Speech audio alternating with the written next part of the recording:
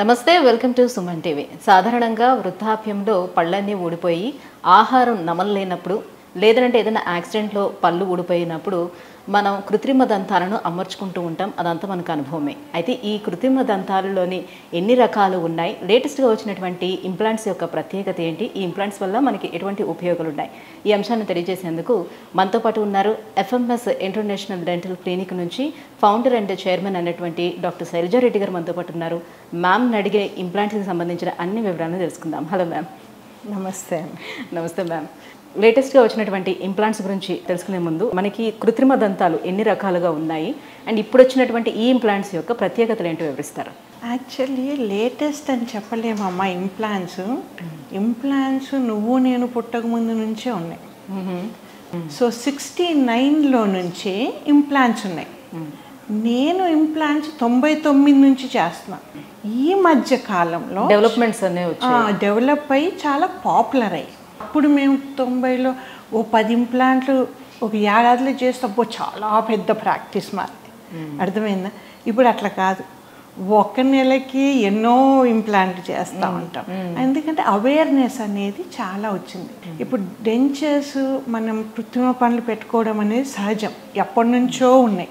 Dentures కానీ bridges అంటే పండ్ల మీద పెట్టుకునే బ్రిడ్జెస్ కానీ ఇవి ఎప్పటి నుంచో ఉన్నాయి. ఇప్పుడు ఇంప్లాంట్స్ ఎందుకు ఇంత ఫేమస్ అయ్యాయి ఏంటంటే దీంట్లో అడ్వాంటేజ్ ఒకటి ఏంటంటే పక్క పనులను ఏమీ చెయ్యకుండా ఎముక గనక బాగుంటే ఎముక లోపట బిగించే వాటిని నియర్ టు న్యాచురల్ అంటాం కదా, మన దేవుడిచ్చిన పనులను దగ్గరగా చూసేది ఇంప్లాంట్. సో ఎముక ఒకవేళ అరిగిపోయింది, ఎముక లేదు, ఏదైనా యాక్సిడెంట్లో ప్రాబ్లం అయింది, మరి ఎముక లేకపోతే ఇంప్లాంట్స్ పెట్టుకోవడం సాధ్యం కాదా?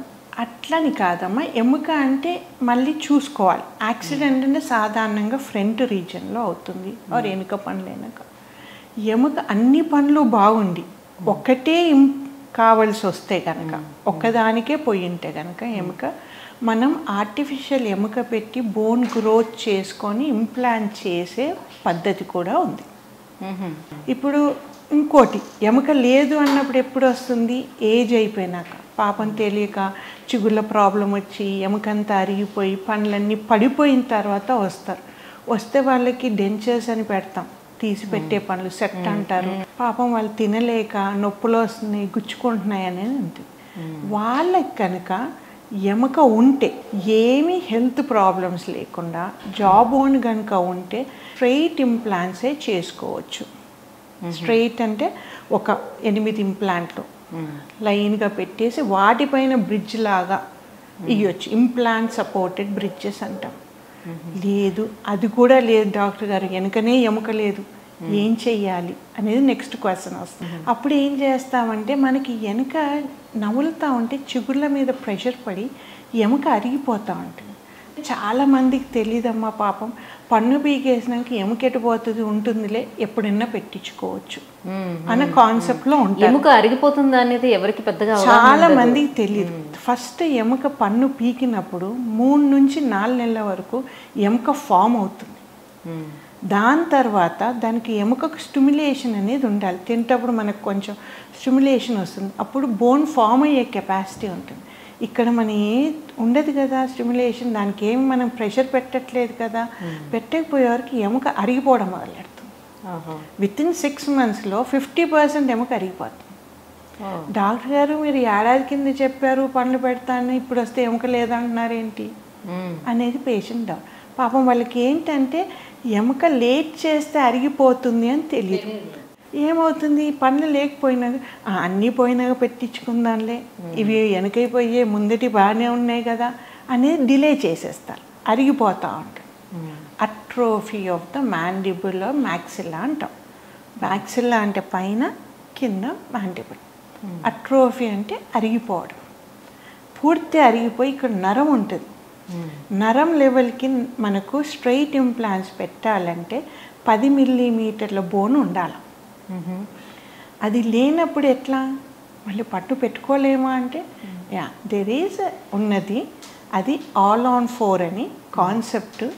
ఇది కూడా లేటెస్ట్ ఏమీ కాదు, 2007లో నేను స్టార్ట్ చేశాను. అంటే అప్పటికే వరల్డ్ అంతా వేరే దేశాలలో ఉంది, ఉన్నది. మన ఇండియాలో అప్పటికి చేసేవాళ్ళు చాలా తక్కువ ఉన్నారు. నేనే కానీ కాదు, హైదరాబాద్లో నేను మొదలెట్టాను. అది అప్పుడు అది ఎట్లా ఎవాల్వ్ అయింది అంటే కాన్సెప్ట్ ప్రకారం 4 ఇంప్లాంట్లు చాలు మనకు 12 పళ్ళు పెట్టడానికి. 4 ఇంప్లాంట్ యాంగులేటెడ్ పెట్టి, అంటే స్ట్రైట్ కాకుండా యాంగులేటెడ్ పెట్టి యాజ్ పోస్టీరియర్ అంటే ఎంత వెనక్కి తీసుకెళ్ళగలమో అంత యాంగులేషన్లో వెనక్కి తీసుకెళ్ళి స్క్రూ ప్రకారం, స్క్రూతోని సిమెంటబుల్ ఆప్షన్ కాదు, స్క్రూతోని బిగించే ప్రక్రియతోని ఇంప్లాంట్ల మీద ప్రాస్థెసిస్ పెట్టడం. ప్రాస్థెసిస్ అంటే మనం పెట్టే పండ్లని అంటాం. ఆ ప్రాస్థెసిస్ పెట్టడం మొదలెట్టాం 2007-8. స్వీడన్ పోయి అక్కడ ఉండి నేర్చుకొని వచ్చి స్టార్ట్ చేసింది. ఇది హెల్త్ ఇష్యూస్ ఏమి ఎక్కువ లేకపోతే ఇది చాలా సక్సెస్ఫుల్.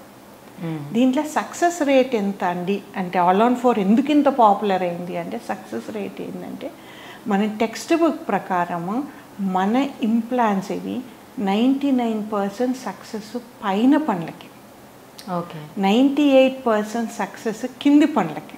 మన దగ్గర ఇప్పుడు 2007-8 నుంచి ఉన్న రికార్డ్స్ ఉన్నాయి. ఇంకా అర్థమైందండి. అంటే ఇప్పుడు సక్సెస్ రేట్ 98-99% వరకు ఉందని అంటున్నారు కాబట్టి మాక్సిమం ఎన్ని ఇయర్స్ వరకు ఇవి మన్నికుండే?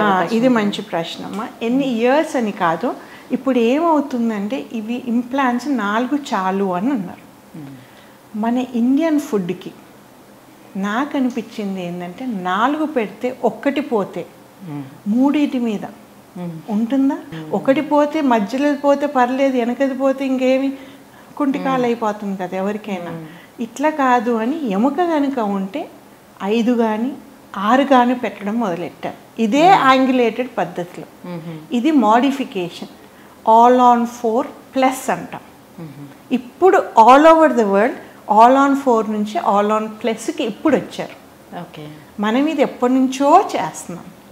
అంతే, దాంట్లో సక్సెస్ చూసుకున్నాం. ఎందుకంటే మనది మనం ఇంప్రూవ్ చేసుకోవాలి ఏదవుతుంది అన్నా. కానీ వాళ్ళు చెప్పారు ఆ దేశంకి ఎముక పెద్దగా ఉంటుంది.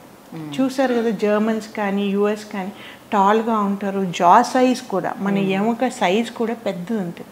మన ఇండియన్ సాధారణంగా చిన్నగా సన్నగా డెలికేట్గా ఉంటే మన ఎముక కూడా అంతే డెవలప్ అవుతుంది.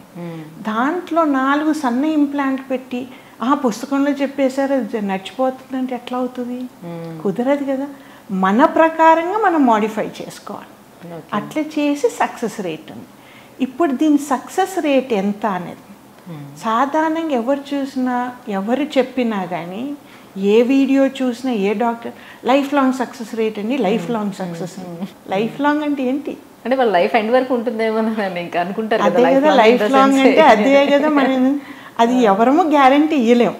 అది ఏంటంటే లైఫ్ లాంగ్ అనేది ఏది మనం మెటీరియల్ చూస్ చేసుకుంటామో వాళ్ళు కూడా కంపెనీ మనకు వారంటీ లైఫ్ లాంగ్ అంటారు కానీ 10 years మాత్రమే. ఇది ఏ మెటీరియల్తో చేస్తాం మ్యామ్? టైటానియం అని మెటీరియల్తో చేస్తారు అన్ని ఇంప్లాంట్స్. ఇండియాలో యూజ్ చేసే 100% ఇంప్లాంట్స్ టైటానియం.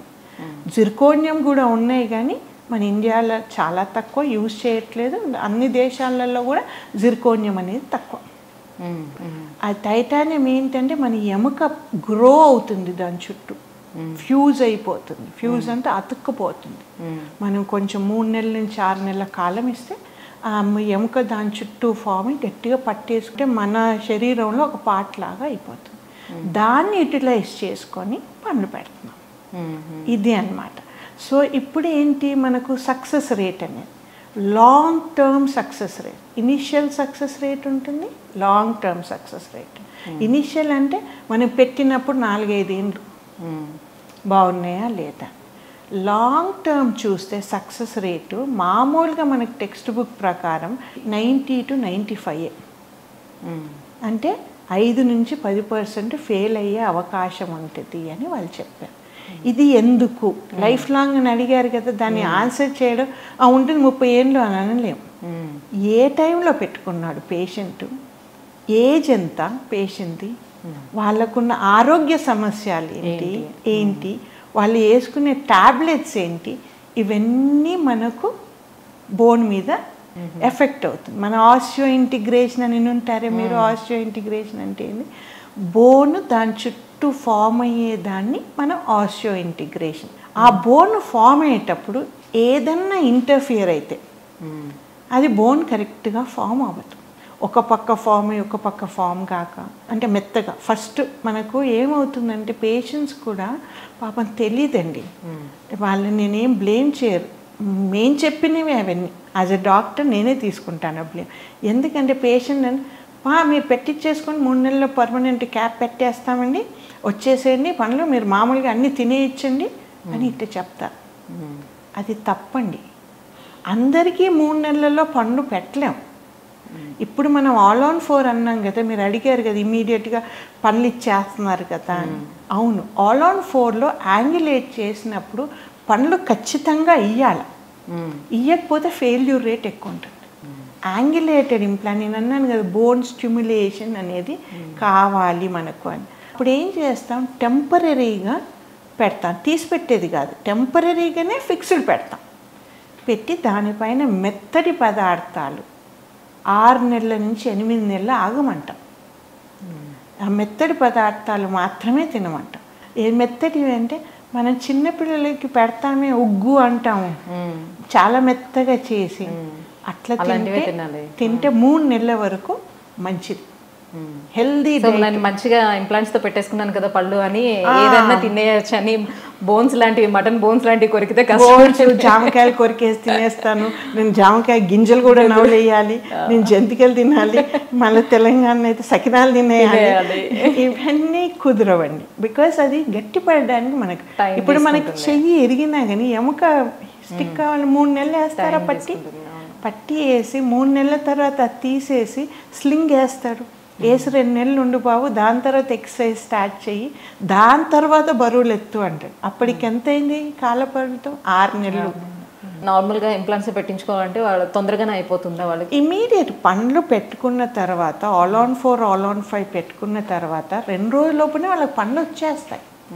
పండ్లు రావని కాదు, పండ్లు ఉంటాయి నవ్వడానికి, చూడడానికి, తినడానికి. అంటే ఏంటి, మెథడ్ డైట్, ఇడ్లీ ఉప్మా ఇట్లాంటివి తినగలుగుతాం. 3 నెలల తర్వాత మామూలు మన అన్నము అవన్నీ తినొచ్చు. దాని తర్వాత మెల్లమెల్లగా ఫోర్స్ ఇంక్రీజ్ చేయాలి. అయినా కానీ దేవుడు మనకు 16 పండ్లు ఇచ్చాడు. మా కింద జాకి పైన జాకి 16, దాన్ని మనం 4-5 మీద 12 పండ్లు పెడతామంటున్నాం.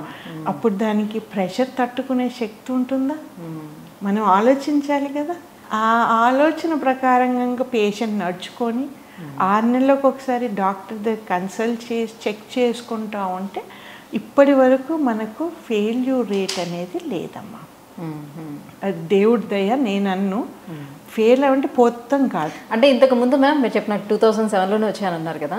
సో 2010 తర్వాత మాకు తెలిసి సో అప్పుడు అబ్జర్వ్ చేసుకుంటే, సో ఇప్పుడు మీరు ఏదైతే స్క్రూ పెడతామన్నారో ఆ స్క్రూ పెట్టి ఒక 1 నెల రోజుల తర్వాత అప్పుడు పన్ను పెట్టడం అనేది జరిగేది. చాలా టైం తీసుకునేవారు. సో ఇప్పుడు ఎన్ని డేస్లోనే మొత్తం, ఒకవేళ మౌత్ అంతా కూడా పళ్ళు పెట్టించుకోవాలి, మొత్తం పళ్ళని పెట్టించుకోవాలంటే ఎన్ని రోజుల్లోనే ఫిక్స్ చేస్తారు? అన్ని పండ్లు ఒకటేసారి తీసేసి, పండ్లు ఉన్న వాటిని తీసి ఆరాల్సిన పండ్లు వెంటనే తీసేసి, దాంట్లో ఎముక కనుక ఉంటే మనకు హెల్త్ ప్రాబ్లమ్స్ ఏమి వ్యాధులు లేకుండా ఉంటే మనం ఇంప్లాంట్లు అప్పుడే పెట్టి గ్రాఫ్టింగ్ చేసి దానిపైన పండ్లు కూడా 2-3 రోజుల్లో ఇచ్చేయచ్చు. Right, thank you so much ma'am. So implants వల్ల ఎలాంటి యూజెస్ ఉంటాయి, సో ఇప్పుడు ఆధునికంగా ఎలా డెవలప్ అవుతూ వచ్చింది ఇంప్లాంట్స్ అనే విషయాలన్నీ కూడా తెలియజేసినందుకు thank you so much. Thank you. నమస్తే.